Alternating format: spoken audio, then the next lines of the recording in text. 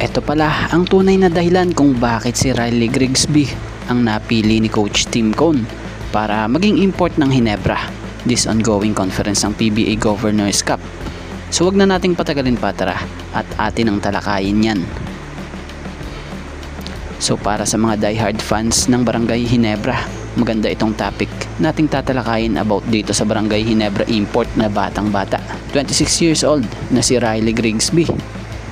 So matatandaan nito lamang matapos ma-reveal ang import na gagamitin ng Barangay Ginebra sa PBA Governors Cup Season 50. Ito man ay pansamantala or isang conference man yan, ang pinakapunto rito, may bagong import na ang Barangay Ginebra na makikita tayo. So alam nyo ba, speaking of Riley Grigsby, kamakailan lamang ay nagpahayag ang batikang coach ng Ginebra na si Coach Tim Cone ng labis na kumpiyansa at kagalakan sa bagong pansamantalang import ng Barangay Ginebra na si Riley Grigsby. Big body, can play in and out. Ganyan inilarawan ni Ginebra Coach Tim Cone ang bagong import ng Ginebra. So yun, nilinaw na binigyan diin ni Coach Tim si Grigsby na mayroon itong big body o malaking pangangatawan na siyang isa sa nagustuhan din ni Coach Tim Cone. Bukod doon, nabanggit din niya na ito ay isang versatile na manlalaro na kayang maglaro sa loob at labas ng court. At isa pa, nagustuhan din ni Coach Tim Cone ang karanasan ni Grigsby sa NBA G League na may magandang rekomendasyon mula sa dating mga coaches nitong si Grigsby.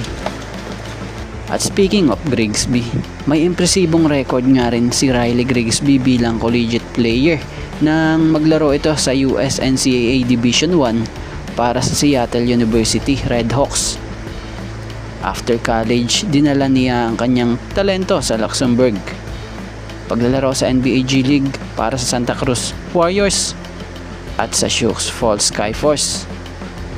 So inuulit natin maganda ang rekomendasyon ng mga dating coach ni Riley Grigsby kay Coach Tim.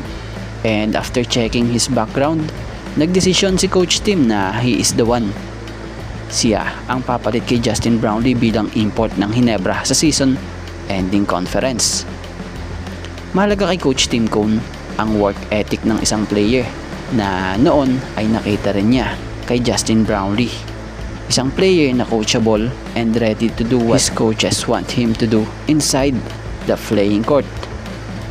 So sa ngayon, kasalukuyang for sure na busy na nga po ito sa pagsasanay sa sistema nitong si Coach Tim dito sa team ng Ginebra.